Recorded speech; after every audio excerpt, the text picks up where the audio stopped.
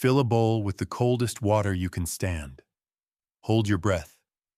Now put your face in it, just for a few seconds, and pay attention to your chest. Something is about to happen that you did not ask for and cannot stop. Within the first second, your heart begins to slow. Not because you are calm, not because you are relaxed. Your heart is slowing while the rest of your body registers a small emergency. And that contradiction is the entire mystery. The water on your face has just thrown a switch that overrides your conscious control of one of the most protected organs you have. And the same switch exists in seals, in dolphins, in otters, and in a newborn infant who has never taken a breath of air. You are carrying ancient machinery in your face, and almost nobody ever triggers it on purpose. The machinery has a name. Physiologists call it the mammalian diving response, and the man who first described it as a single coordinated system was a Norwegian-born researcher named Per Skolander, working in the mid-20th century on seals and ducks and human breath-hold divers. Skolander called it the master switch of life, because what he was watching was a body deliberately rationing its own oxygen, choosing in a fraction of a second which organs would be fed and which would be starved. He saw seals slow their hearts from over 100 beats per minute to fewer than 10 while diving. And he understood that this was not exhaustion. It was a decision made by the nervous system faster than any thought. And the trigger for that decision was almost absurdly simple. It was cold water touching the face. To understand why your face, of all places, is the trigger, you have to look at a single nerve. The trigeminal nerve is the fifth cranial nerve, and it is the largest of the 12. It spreads across your face in 3 great branches, blanketing your forehead, your cheeks, the skin around your nose and your eyes.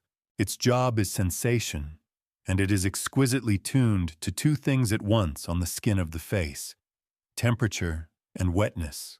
When cold water contacts the receptors clustered around your nostrils and between your eyes, the trigeminal nerve fires a signal that travels back to the brainstem, to a region called the medulla. And there it does something remarkable. It crosses over into a completely different system. The signal jumps from the sensory nerve into the vagus nerve, the long wandering nerve that carries the brain's parasympathetic commands down into the chest. The vagus nerve reaches the heart and presses, in effect, on the brake. The heart has its own pacemaker, a cluster of cells called the sinoatrial node that fires the electrical pulse for every beat. The vagus nerve releases a neurotransmitter called acetylcholine directly onto that node, and acetylcholine slows the rate at which it fires. The heart rate falls. In an ordinary person, face in cold water, the drop is often 10 to 25% within the first 30 seconds. In trained free divers, it can fall by half or more. This slowing has a clinical name: bradycardia. And here is the part that should stop you. Doctors deliberately use this exact reflex as a treatment. When a patient arrives with a racing, dangerous rhythm called supraventricular tachycardia, one of the first things an emergency physician may try, before any drug, is to have them plunge their face into a basin of ice water. The reflex fires, the vagus breaks, and a heart beating 200 times a minute can drop back into a normal rhythm. You have, in your own face, a switch that hospitals use to reset a heart. But slowing the heart is only the first move, and on its own, it would make no sense. Why would a body in apparent danger slow its most vital pump? The answer is that the diving response is not one mechanism.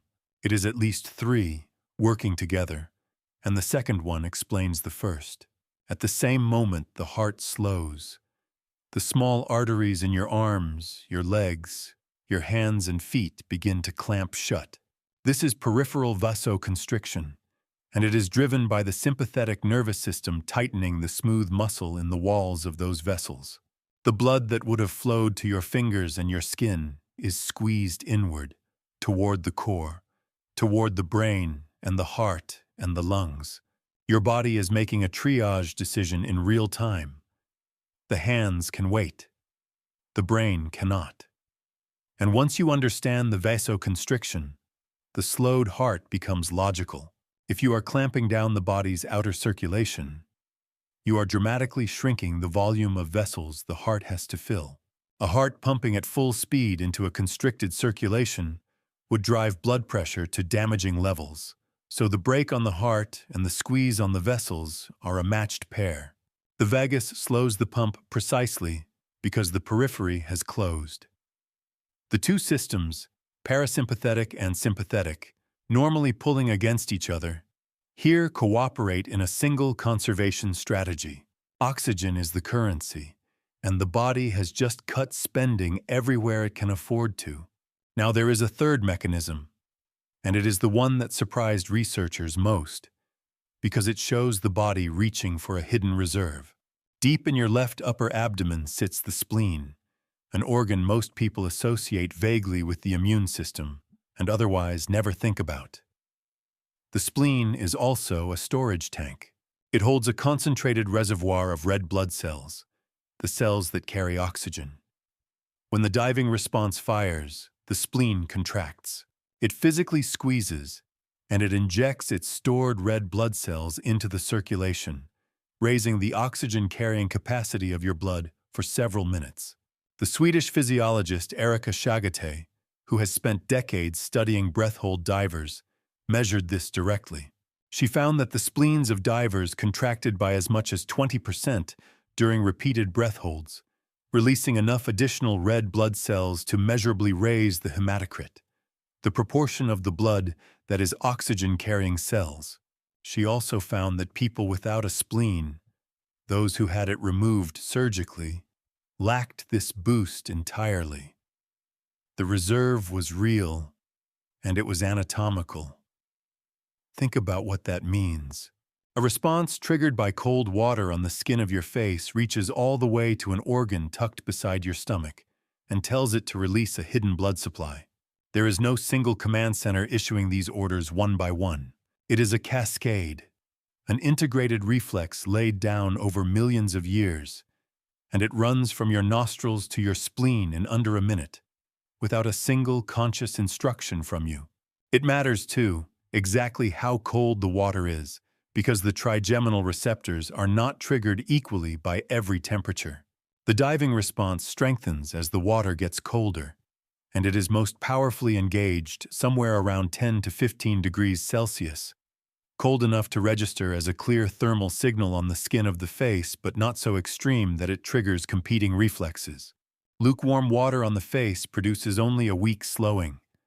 Cold water produces a strong one. And the response is amplified further when it is paired with breath holding, because the act of holding your breath itself feeds into the same brainstem circuitry, raising carbon dioxide and engaging the same vagal pathway. Cold and apnea together are the full key. This is why the bowl of ice water works better than a cool splash, and why divers exhale, relax, and submerge the face deliberately rather than gasping. Each element stacks on the last. How far this can go in a trained human is genuinely startling. Competitive free divers, by cultivating the diving response through years of breath-hold practice, have descended past 200 meters on a single breath, depths at which the pressure compresses the lungs to a fraction of their surface volume.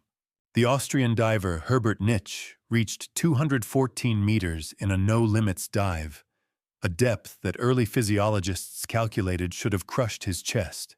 He survived because the diving response had already remodeled his circulation, slowing his heart, shunting his blood inward, and flooding his lungs with plasma to make them incompressible. The reflex you carry passively, he had trained into an instrument. The difference between an ordinary person and a record-setting diver is not a different machine. It is the same machine, sharpened. And there is a darker layer that researchers have only recently understood, one that turns the diving response from a simple safety mechanism into something more dangerous. Michael Tipton, a physiologist at the University of Portsmouth who has spent his career studying cold water and human survival, described a phenomenon he calls autonomic conflict, when the whole body, not just the face, is suddenly plunged into cold water. Two opposite reflexes fire at the same instant. The diving response, parasympathetic, presses the brake on the heart, but cold water hitting the whole skin also triggers the cold shock response, sympathetic, which slams the accelerator, driving a gasp and a surge in heart rate. The brake and the accelerator are pressed together, and in a vulnerable heart, that collision of opposing signals can throw the rhythm into chaos. Tipton has argued that this autonomic conflict explains a portion of the sudden deaths that occur when people fall into cold water and die within seconds, before drowning could possibly be the cause. The same nerve circuitry that can reset a racing heart in a hospital can, under the wrong conditions, stop one. The reflex is not gentle, it is powerful, and power cuts both ways. There is a fourth layer that becomes important only when the body actually goes underwater under pressure, and it is called the blood shift. As a diver descends and the pressure of the water compresses the air spaces in the chest, blood plasma moves out of the constricted limbs and pools into the blood vessels lining the lungs, filling the thoracic cavity.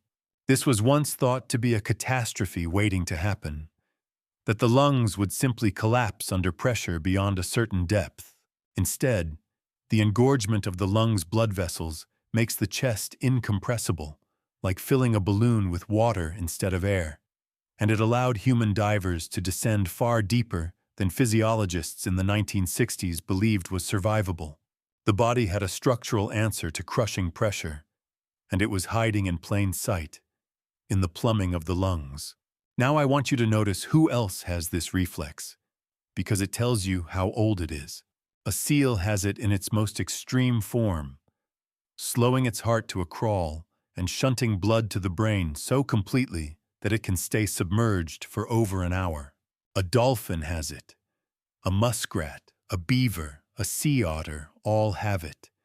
And a human infant has it, more strongly than an adult.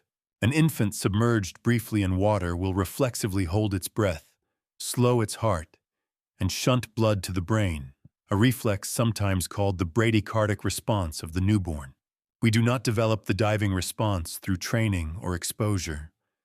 We are born with it, and it slowly fades, though it never disappears, and it can be sharpened again through practice. This is the signature of something deeply conserved, something that evolution built long before our particular branch of mammals ever existed, and never bothered to delete because it costs nothing to carry and occasionally saves a life. And here is where the story turns from physiology to something stranger. The diving response is one of the clearest demonstrations we have that your autonomic nervous system, the part you think of as automatic and beyond your reach, is not sealed off from you. The trigeminal nerve is a door into it. Cold water on the face is the key. When you splash cold water on your face in a moment of panic, an instinct people have reported across cultures for centuries, you are not just being dramatic. You are firing the trigeminal nerve, engaging the vagus, slowing the heart, and dampening the very sympathetic arousal that panic generates. The folk remedy is, mechanistically, a vagal maneuver. The grandmother who told you to splash your face when you were overwhelmed was prescribing a real intervention on the electrical rhythm of your heart. This is why cold water on the face has become a deliberate tool in clinical psychology as well as cardiology. In treatments for acute emotional distress, a technique sometimes used is to apply a cold pack to the area around the eyes and upper cheeks while holding the breath, which is simply a way of manually triggering the diving response to bring down a racing heart and a flooding sympathetic state. It is the same nerve, the same vagus, the same acetylcholine on the same pacemaker node. The body does not distinguish between the panic of nearly drowning and the panic of a difficult moment. The hardware is identical. The trigger is identical. The face is the interface. Now the evidence calibration, because these mechanisms sit at different levels of certainty, that cold water on the face slows the heart through the trigeminal vagal pathway is not in question.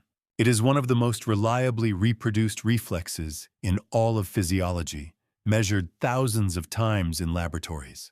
The spleen contraction and its release of red blood cells is well documented in breath-hold divers through Chagate's work and others, though the precise magnitude varies between individuals and with training. The use of the diving reflex as a clinical vagal maneuver for certain tachycardias is established emergency practice. What remains more open is the question of how much the diving response, practiced briefly and on land, confers lasting benefit to an ordinary person's cardiovascular or emotional health. The acute effect is undeniable. The chronic, cumulative effect of doing this every day is plausible, given what we know about vagal tone and heart rate variability. But it has not been mapped with the rigor of the acute reflex itself. The physics of the moment is certain. The long arc is still being studied. There is one more thing worth sitting with. The diving response reveals a hierarchy of value written into your own tissue, a ranking you never chose. When oxygen becomes scarce, the body does not distribute it evenly or fairly. It feeds the brain and the heart and lets the fingers and the gut wait. It will contract an organ you forgot you had to wring out a few more minutes of oxygen for the cells that matter most. Every decision is made without your input, faster than you could possibly make it, by a system that has been rehearsing this exact emergency since before your species had a name. You are not the one in charge of keeping yourself alive in that moment. Something older is. So go back to the bowl of cold water. When you put your face in it, you felt your heart slow in the first second. You now know that the slowing was the vagus nerve pressing the brake, that your arteries were clamping shut to send blood inward, that an organ beside your stomach may have squeezed a hidden reserve of oxygen-carrying cells into your blood, and that the same sequence runs in a diving seal and a newborn child. You did nothing but touch cold water to your face. The rest was a reflex older than memory, waiting in a nerve ready in under a minute, asking nothing of you but the chance to keep you alive. It is still there. It is still waiting. And it will fire the next time, whether you understand it or not.